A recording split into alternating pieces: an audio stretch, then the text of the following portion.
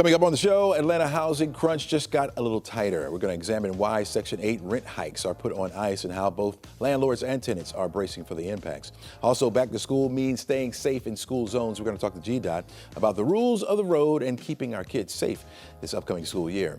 And we're going to get a check with the Atlanta Public Schools as they get set for another school year. This is The Take. Let's get it.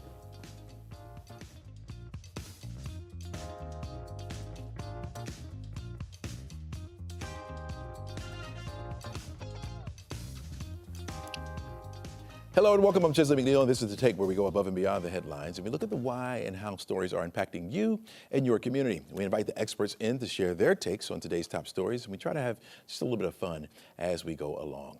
All right, today we're looking at this week Atlanta Housing sought to hit the pause button for rent hikes on Section 8 tenants, telling landlords they couldn't raise their rates for now. The move comes as the agency braces for tens of millions in federal funding cuts, but it also raises fears for landlords that they could have to pull their properties from programs, leaving low-income families with even fewer options and a market already short on affordable homes. In a memo sent out Monday, the Atlanta Housing CEO, Terry Lee, said, "While we are operating in unprecedented times, please know that Atlanta Housing is committed to listening, learning, and proactively seeking the best guidance on the direction in which policies and regulations might be headed and our best option to mitigate any negative impact while keeping our residents housed." And Terry Lee is joining us now. I want to say welcome to the show.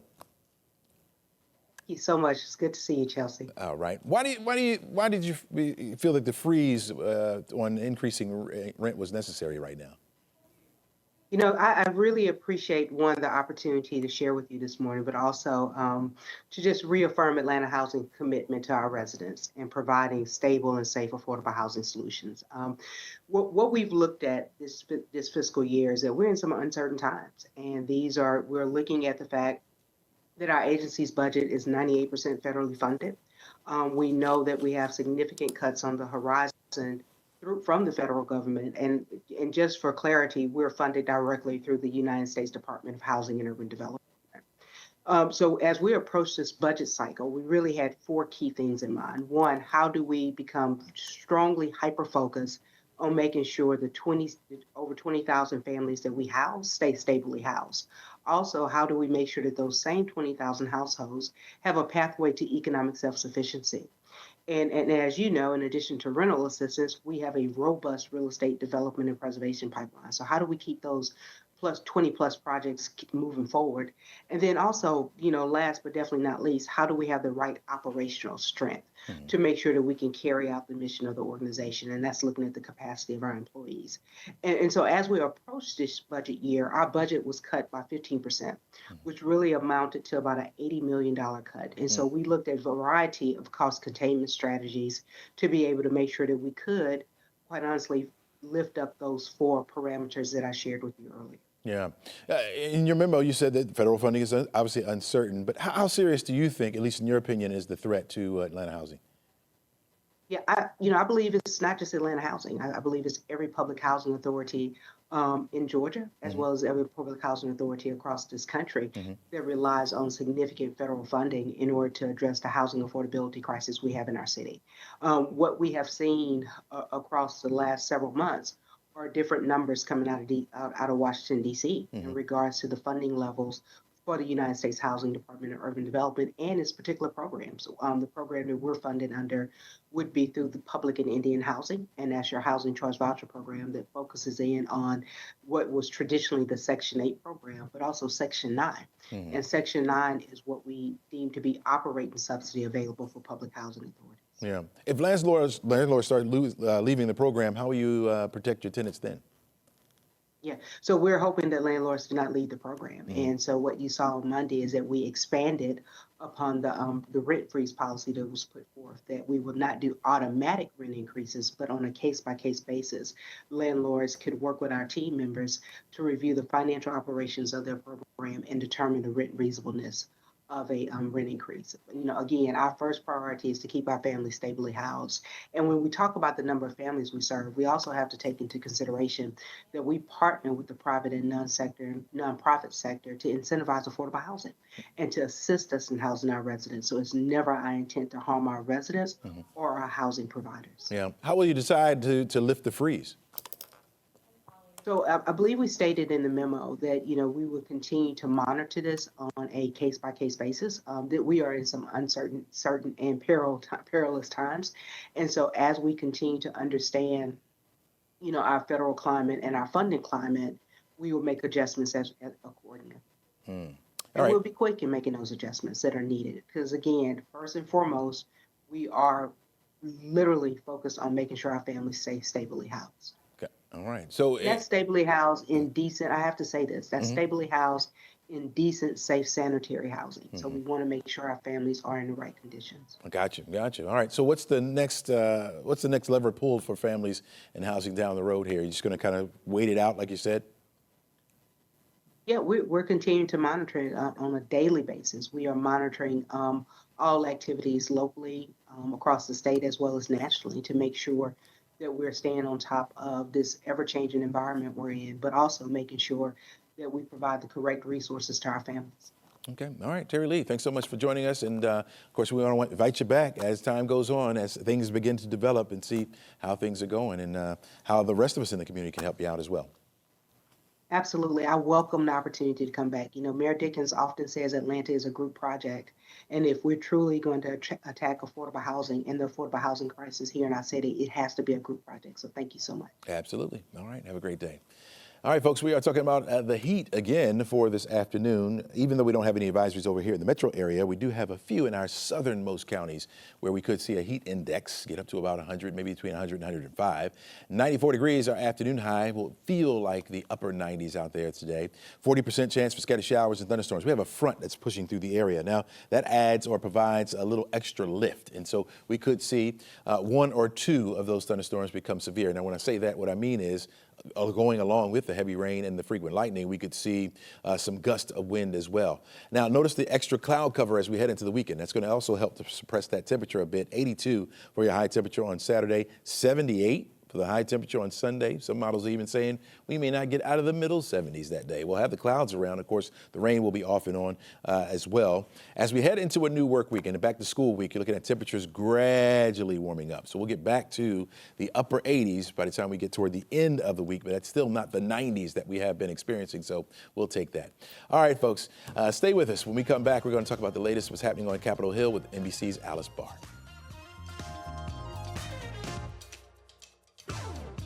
All right, welcome back to the show. President Trump's trade deal deadline came and went at midnight, putting higher tariffs on most nations now in effect. Joining us now is NBC Washington correspondent Alice Barr. Good morning to you, Alice. The president pushing this start date to the tariffs onto August 7th. How steep are they, and why did he kick the can down the road a little bit for a few more days on this? Yeah, so we're looking now at a wide range of tariffs. It's from the 10 to 15% range on the lower end, 15 for a lot of countries. And then some are soaring up to 30, 40, even 50% in the case of Brazil. And some of these were agreements that were we knew a little bit more about in the lead up. But some of them are just sort of unilateral tariffs that the president sent out letters or just told the countries this is what they're going to have to pay in tariffs in order to continue doing business with the United States. Now, what we had been hearing over and over leading up until today is that August 1st was a hard and fast deadline. This is when, the tariffs were going to take effect, and that's the end of it. So it's a little bit confusing that now we're seeing that the revenue is not going to actually start coming in until August 7th. The president says that it's not a delay, but rather it's a sort of a buffer window to allow all the mechanisms time to get caught up that are going to be involved in actually enforcing these tariffs. So that's his explanation.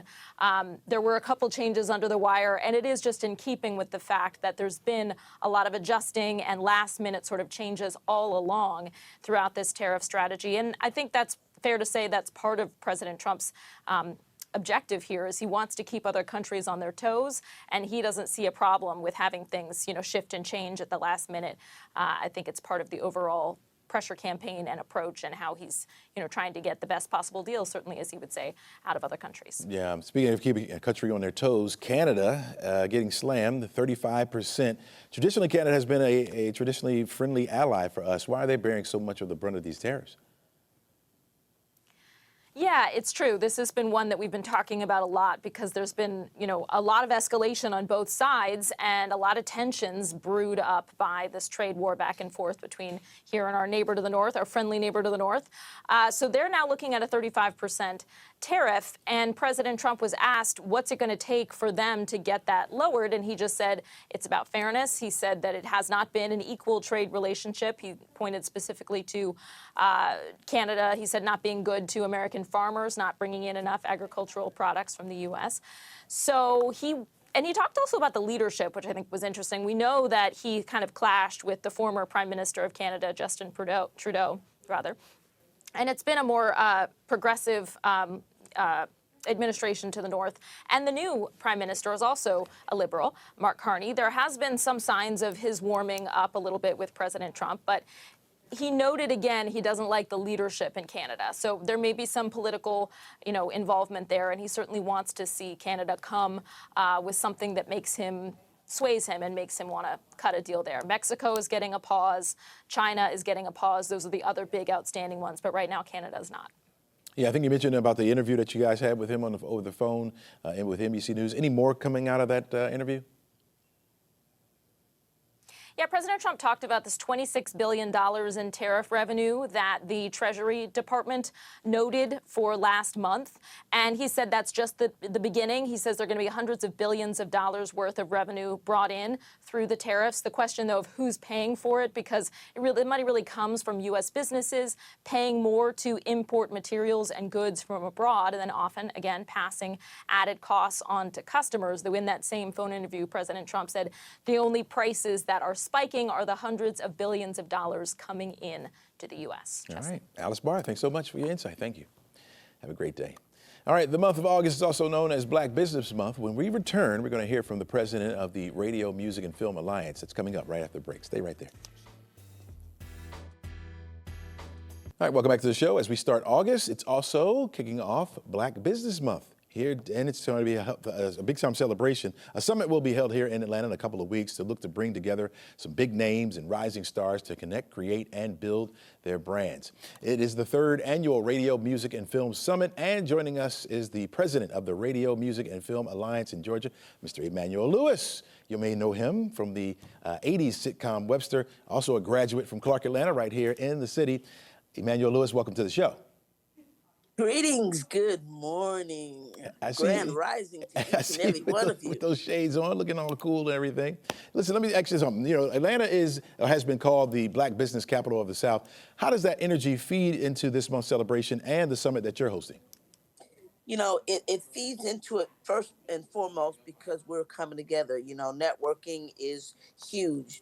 Bringing together brands, bringing together different cultural events, bringing together major sponsors that believe in the same vision that creates movements.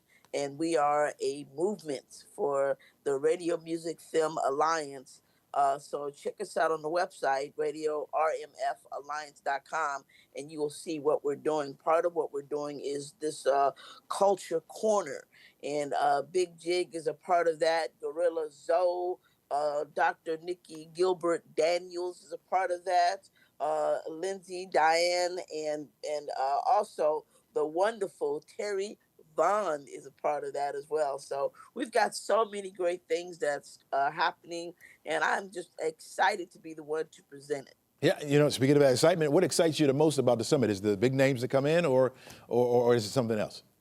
I'm excited about all of it. They're all necessary pieces. We have the educational components that is very welcoming. We have stuff for the new time people that are coming into the business, from whether it's been acting or from a technical field or directing or writing. So we have new people that are coming in, and we're kind of connecting them and leading the dots. We have one of the executives from BMI that's coming in. We have the one of the presidents, vice presidents from SAG, Screen Actors Guild, that's coming, and we have the entertainment attorneys, and so it's all about connecting the dots, and that's why it's so important and why we love it so much. Yeah, man, sounds like it's going to be a big deal here. What makes Atlanta such a perfect home for this summit?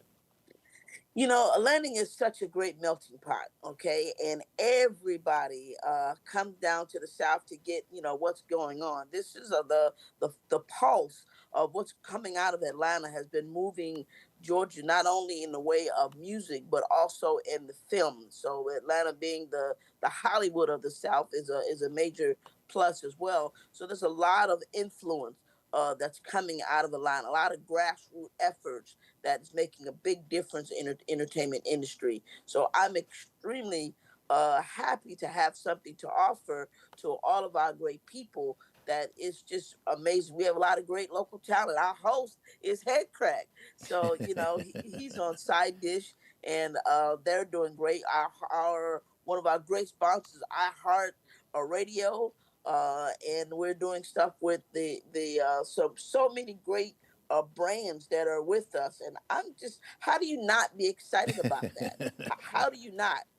You're making. That's what makes it so much fun. And Upscale Magazine is definitely great, and they're working with us as well. So come on, when you have all these different elements that connects and make it to one main event, and then we got some awards. And that is great. We get a chance to acknowledge some of the greats in the entertainment industry, not only in Georgia but all over America. Yeah, you yourself, one of the greats, right? Reflect on your journey. You've been a long time Atlanta resident. Reflect on your journey a little bit and the power of mentorship in the community that Summit represents. It's something that you always knew that it was necessary, but being around some of the greats, especially here in Georgia, that's really kind of, I guess, the old cats would say, pulling your coattail. And I've been around some greats, especially around the 100 Black Men of America, and my immediate mentor was Thomas Dortch. Dr. Thomas W. Dortch Jr. And he's a great mentor, and he wrote a book on mentorship. And so being around him and seeing all of his mentees and soaking up as much as we could, that was major. And of course, we're sorry to have him, leave us so soon. But he has left so much, and not only in that, I'm not only in the president of Radio Music Film Alliance, but I'm also the chairman of the Thomas W. Dortch Jr. Foundation, and so we're keeping that legacy alive. So that's why when you mention mentorship, you hit home, and I don't even think you know it. Oh man, so we're gonna have you back, man, and talk more about the Thomas Dortch Foundation. Thanks for joining us today, Mr. Emmanuel Lewis. Really appreciate you being on the show. Thank you so much, and I hope you get a chance to get all of my guys. We got so many different people that are coming into town, and Big Jig is here on the set. So we hope that we get a chance to hear a little bit from him and give his side, because how I see it is one thing, and then how some of these other people that are coming in to support us, it means a lot. So appreciate you guys. I hope to see you guys soon. God bless, and have an awesome morning. All right, take care now. Well, if you want to go to the summit, it runs Friday and Saturday, August 15th and 16th. It'll be at the Hilton Airport Conference Center in Hatfield. You're looking at the doors open up at 7 p.m. on the 15th and at noon on the 16th. Don't go anywhere, folks. We got much more for you coming up right after the break.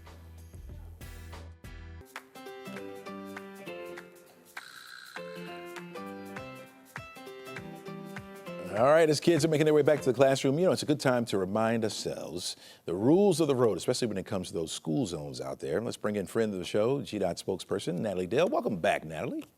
Thank you. I've missed you these past couple of weeks. I'm so glad to be back, especially during this busy time of the year on our roads. Oh, yeah. Kids going back to school. What's the single most important thing drivers should remember when it comes to traveling through those school zones? Oh, if there was just one thing to remember, it would be too easy. We have so many things to remember. But let's start off with traffic patterns are about to change because people are going back to school, kids are going back to school, teachers are going back to school. Everyone's time in the morning kind of condenses, where during the summer, as a parent, it may not matter when you leave your house, but when kids have to be at school on time, we really condense that morning commute. So we have a bigger peak earlier in the morning, and also we have so many school buses coming to our roads, which is going to slow down your trip. So we really want you to plan ahead, because if you're used to that leisurely trip into the office, you might get frustrated if you're stuck behind a school bus that might make you want to speed or through a school zone or pass a school bus. And that's where we get into some of these very dangerous situations surrounding more walking around schools, more buses around schools, more cars on the road at different times. So really a lot to take into consideration as kids get back to school. Yeah. Do you see more common mistakes than others when people are trying to, get around these school buses or just sit there trying to wait? And what can the public do to reduce those risks? Well, I think people are still sometimes confused about the rules on passing a school bus. So make sure you are familiarizing yourself with those rules surrounding school zones and surrounding school bus. If a school bus is on the other side of a road and it's not divided by an island, you can't pass, even if you're on the other side of the road, if it has its stop sign out. Here's a little secret. I'm going to narc on myself. I've gotten a ticket before for passing a school bus on the wrong side of the road. Did I mean to? No.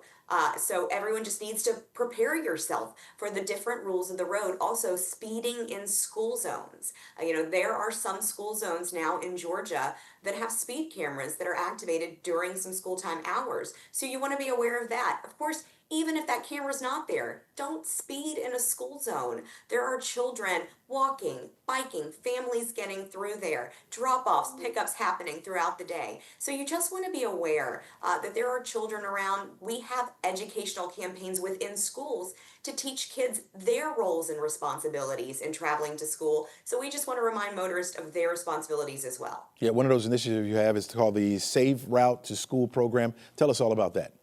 So Safe Routes to School is a program sponsored by Georgia Department of Transportation. We spend a lot of time educating kids about the importance of looking at their community. Can you walk to school? Can you bike to school? And how do we do that safely? How do we navigate through that situation safely? We also have situations where we go out with community leaders. We go out with local governments and walk areas around schools to see if they are walkable and bikeable. We do what we call, these walking systems where we look at what's in the neighborhood. Are there adequate crosswalks? Do the rules and regulations of our roads, can we add more crosswalks? Can we add more visibility? Does a neighbor need to trim back their bushes so that kids can see cars coming down the road? Is there a dog that is off leash that's scaring kids going to school? Can we have a conversation with community leaders with that neighbor to make sure that they're securing their pets during this time? So a lot goes into making sure that kids can get by foot, by bike, or by car to school safely. Yeah, sounds like you're all over it as usual, Natalie Dale. Thank you so much for joining us today, and appreciate you. Have a good day. Have a good day. Absolutely. All right, take care now. All right, Zach Merchant is going to join us when we come back. He has a preview of the Georgia vote. Stay right there. You want to hear it? Well, forgive us if you've heard us say this before, but it was another headline-filled week in the world of Georgia politics. Let's try to make some sense of it all with my good friend, 11Alive's Zach Merchant, co-host of the Georgia Vote. Welcome back to the show, my friend. Chesley, it's always good to be here. All right, let's get right to it. A prominent conservative finally revealed her plans to enter, whether or not she was going to enter the governor's race. Where do things stand now? Yeah, we're talking about a very prominent, well-known, nationally known conservative Georgia Congresswoman, Marjorie Taylor Greene. There has been a lot of speculation about whether she's going to jump into this 2026 Georgia governor's race that is already, in many ways, off to the races. She said earlier this week she's not going to join it. Earlier this week in a social media post, she said she is not running for governor. Did she say why she's not going to run? She did, and she said a lot about it as well. And in some ways, it's similar to her announcement earlier this year when she announced in another big, long social media post, many paragraphs, that she wasn't running for Senate. Likewise, this time this week, she said she's not running for governor. In that post, she had a lot of really tough words for the way she views, at least, Republican politics in Georgia. I want to read you just one little snippet of it. She talked about Georgia politics being long controlled by, this is the quote, the good old boy system and the very established men-only Republican firm. Tough words for Republican politics. We should point out too, she never mentioned anybody or any organization by name explicitly. We did reach out to the Georgia GOP. In a response, they said in part that Marjorie Taylor Greene's statement speaks for itself and they appreciate her work in Congress. She never really went in on what she meant by that. So It was never explicitly calling out an individual by name person or organization. It was a little opaque, but the general sense was that she was pretty frustrated with at least the way she sees the state politics and kind of Republican system working. got it. So you have a different prominent conservative entering a big race, right? Yeah, another member of Congress, Marjorie Taylor Greene, is not running. Congressman Mike Collins says he is running, and he is running for Senate. And that could really shake up this Senate field. I know I feel like the election day is a really long way away in November of 2026, so like a year and a half from now.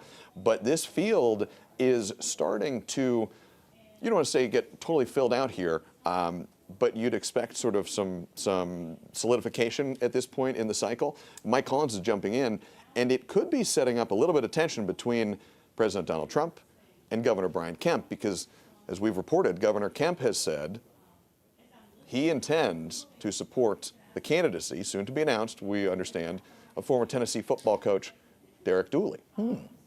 Okay. Well, where does the rest of the field stand? The rest of the field on the Senate side, you know, on the Democratic side, of course, incumbent Senator Jon Ossoff. He's the incumbent. The real race, the real action before the general is going to be on the Republican primary side here. So you've got Mike Collins, he's in the race. Congressman Buddy Carter, he is in the race. And we understand that that former football coach, Derek Dooley, he's going to get into this race as well. The reason I say that there could be a little bit of tension between the president and the governor, we don't know. We don't know how these conversations are happening, but it could happen. President Donald Trump has been very close with Congressman Collins. Congressman Collins appeared at lots of President Trump's campaign rallies through the 2024 cycle. He's an outspoken sort of standard bearer of the, you might call the MAGA wing of the Republican Party. Governor Kemp is putting his weight, his substantial political power behind somebody else. You could see a little bit of a dipolar dynamic coming out here in Georgia politics. Yeah, I mean, it's getting hot. It's getting hot. It is. It's not just the weather either. That's absolutely right. So, yeah, you're going to have to come on back here, man. We got to talk more about it. We're running out of time right now. But Zach Merchant, thanks so much. Really appreciate your insight on all this. Thanks, Chesley. All right, you can watch the Georgia Vote with Zach and Faith Jesse Sunday mornings, 11 o'clock, right here on 11 Live Plus. All right, on the other side of the break, we're going to check in with CNN's Maribel Aber right after this. Welcome back to the show. Deal signed, deal stalled, and the market's on edge. CNN's Maribel Aber joins us now from the NASDAQ market site in New York. And good morning to you, Maribel. We're talking about the President Trump's tariff showdown, right? Who's in, who's out, and what could it cost? Okay, good morning, Chesley. Questions with answers that can change by the hour. One thing most economists agree on, tariffs likely mean higher prices ahead, especially if you're shopping for imported goods. Now, President Trump's newest tariff deadline today means a universal minimum of 10% and up to 15% for countries running a trade deficit. So some could face tariffs as high as 40%. The new rules won't kick in until August 7th, and Mexico just got a 90-day extension. But Canada could see tariffs rise to 35% on products not covered under the current North American trade agreement. All this made for a bumpy run-up to the opening bell this morning. I'll tell you right now, Chesley, Wall Street is seeing a lot of red right now. Here at NASDAQ, we're down 323 points already. The Dow is down 527, the S&P down 76 to start the day. All right. Well, sounds like Tesla is facing a $345 million roadblock in court. Tell us about that. Okay, they are. And it all hinges on a federal jury verdict that could come as soon as today. The lawsuit stems from a fatal Florida crash in 2019. It involved a Tesla vehicle using the automated driving system. Now, the plaintiffs say the enhanced autopilot failed to stop a Model S sedan as it barreled through a red light and hit a parked car, killing one person. And they also claim Tesla overstated the feature's safety capabilities to the public, customers, and shareholders. So they're seeking around $345 million in damages. Until now, Tesla has been able to either settle autopilot-related suits or move them into arbitration out of the public eye. So, Chesley, it's not just a tech test. This case could redefine who's responsible behind the wheel. Absolutely, absolutely. Looking forward to hearing more about that. All right, Coinbase is getting a Wall Street remix, we understand? Okay, Coinbase is rolling out what it calls an everything exchange beyond crypto over the next few months. It's going to include tokenized real-world assets, stocks, derivatives, early-stage token sales, and prediction markets. Coinbase CEO Brian Armstrong says his goal is to make Coinbase the top financial services app within the next decade. Tokenization of stocks and other traditional non-crypto assets have surged in popularity this year as the Trump administration rolls back restrictions on crypto policies. U.S. users will get access to the new Coinbase exchange first and puts Coinbase in closer competition with rivals Robinhood, Gemini, and Kraken. Chesley, think crypto meets Wall Street with a prediction market twist. Here's the thing, know what you're investing in, okay? All right. Okay. I'm gonna study and learn. All right. Finally, Maribel, we have two retail giants wanting us to browse differently. If you build it, they will shop and hopefully spend big, because that's what Best Buy and IKEA are banking on when it comes to designing your dream kitchen or laundry room. So Best Buy, it's rolling out new in-store IKEA showrooms about 1,000 square feet in size that will showcase Best Buy appliances, electronics, and other products, all styled with IKEA furnishings and other decor that you can also purchase. The concept will roll out first across Florida and Texas, 5 stores in each state. This partnership is the first ever cross-brand retail experience for IKEA. It's not clear if their famous Swedish meatballs will be part of the deal. But Chesley, listen, from blenders to bookshelves, this collab covers it all. But here's the question. Who puts it together? Yeah. Do you know how to use the Allen wrench? No. No, can't do it. I guess this is one of those smart ways to kind of stay in business and stay relevant, right? With all these businesses shutting down. So you get with somebody else to make That's it happen, right. Yeah. Like our partnership. That's right. I need more than the pictures. I'm with you. I am with you. All right, Maribel, thanks so much. Have a great weekend, all right? You got it. All right. Don't go anywhere, folks. We're coming up right after the break. More stuff for you coming up.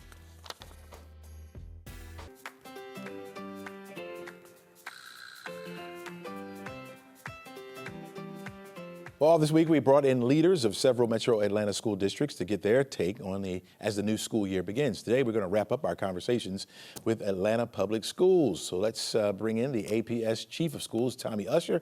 Welcome to the show. Hey, good morning, and thank you for having me. Happy Friday to you. Absolutely. Happy Friday. All right, let's start with this. How would you finish this sentence? The state of our school district is... The state of our school district is ready to receive our students and our families. We've been working hard over this summer to make sure that they receive a warm and welcoming instructional environment. And so we're super excited for the upcoming year. Yeah. Got to get that excitement in. You know, enrollment trends across Metro Atlanta are shifting. How is APS adapting at its schools? Yeah, and so you're absolutely right about that. Enrollment trends are sort of shifting. And so what we're trying to do is sort of reprioritize and reshift resources in terms of funding and talent to match those shifts in the changing demographics in the district. APS approved a nearly $1.85 billion budget for this school year. Where will parents and students see the biggest impacts of that invested in the classroom? Yeah, they'll see the quality of instructional material. We hope that they experience the quality of training that we're providing our teachers around explicit instruction, aligned to those instructional resources that we're investing so heavily in. The state has rolled out new ELA standards in K-12, and so we've worked really, really hard to ensure that our teachers are trained and they have the right tools and resources to teach our students at a high level. Yeah. There's also been some cuts. We understand about 135 central office positions were cut, saving some money there. How will APS ensure that schools still get the support that they need? Yeah, so the cuts do not impact the investments in schools. In fact, the cuts had nothing to do with schools. And so we took the hit here in central office and we made sure that the schools were untouched so that they could continue to provide, the high quality learning environments that we've been working so hard to provide. APS is APS getting any of the recently approved money that was withheld from the federal government? And if so, how is that being used? It is my understanding that we will definitely be receiving funds. I cannot go into detail. That's more of a finance question, but it is my understanding that those federal dollars are allowed to all public schools, and so we hope to receive those soon. What makes your APS so unique when you look at the surrounding area? Yeah, APS is very unique in the fact that we pay our teachers at a rate that's very, very high. A lot of teachers, they want to work in Atlanta public schools. And so I would say, one, it is our teachers that make us very, very unique because they come from all over the state. They come from, in many cases, outside of the state itself. And so we have a diverse teacher base that want to be in front of our kids and want to serve our communities at a very high level. Yeah, I understand that several APS schools have older buildings. How is the district prioritizing facility upgrades and addressing maintenance needs? Yeah, we are currently undergoing facilities master planning. And so we're working closely with communities and family members, a lot of stakeholders to look at how we should utilize our buildings here in Atlanta Public Schools. And so we do not have a completed plan at this point, but rather the plan right now is just to really listen to the stakeholders, the parents and the community members to find out how best to serve our communities with and through our facilities master planning. Yeah, state has a new school safety law that requires a panic alert system in the classrooms. How is APS preparing to meet that mandate as the school starts? Yeah, so we've had a panic alert button in our classrooms for the last several years now. I don't know the exact number of years, but I want to say for at least 5 years now, we've always had a panic alert button. How about the crackdown on smartphones used in schools? How are you guys preparing and balancing that technology and learning and trying to manage the distractions with that? Yeah, here again, we're super excited and happy that our board had the foresight to actually adopt a policy way back in 2000. And then as technology has changed and become more available to our students and our families, the board has kept up with those transitions. And so now we have a board policy and a regulation that is in alignment with the state. The state is banning at the K-8 level, but we're going K-12. And so we have a regulation that the board has adopted that creates consistency among all of our schools. And so the regulation itself is going to drive how that ban gets implemented across our schools, with allowing some flexibility at the levels that the principals can utilize. Could you talk to me about the next steps for digital learning tools for your school system? Yeah, so we are now happy to say that we are a one-to-one device district. So all of our students will have devices that they can take home. A lot of our instructional resources that we've purchased, they do have digital components aligned to those resources to make the learning more exciting, more accessible to our students. And so we're just excited to be able to say that we are making the right investments in the appropriate and proper use of technology in all of our classrooms. Yeah, we're hearing more about the focus on students' wellness and mental health in schools nationwide. What is APS doing to support students emotionally as well as academically? Yeah, so we have in our student services department what we refer to as wraparound support and services. That is where we have our social workers, our social emotional learning coordinators that work closely with our principals to ensure that within the school there are practices and programs in place to meet the needs of our students.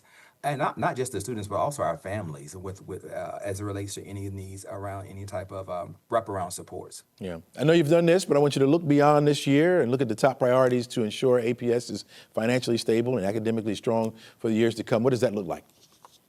That's a very good question. From an academic standpoint is what I can really speak to. Again, we're making some major investments in our high quality curriculum resources.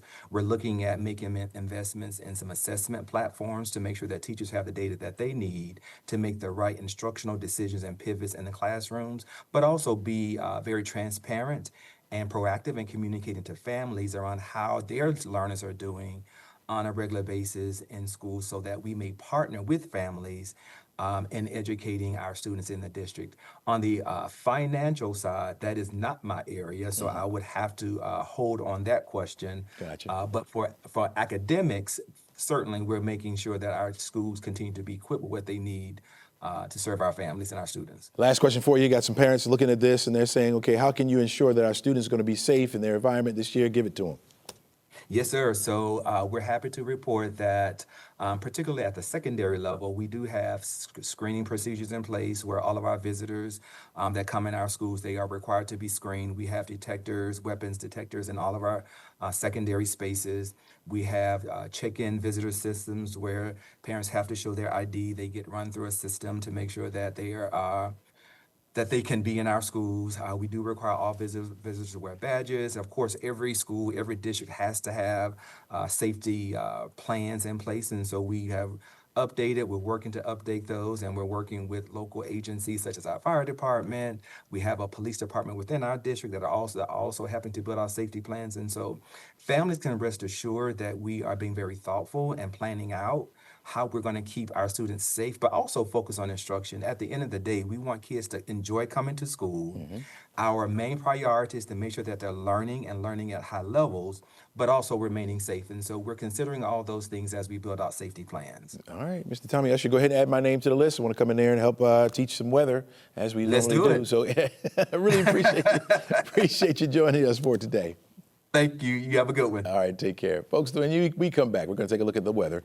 I know you got weekend plans. You're thinking, what's the weather going to be like? Is it going to be hot? Well, I have all those details for you coming up, plus my final take.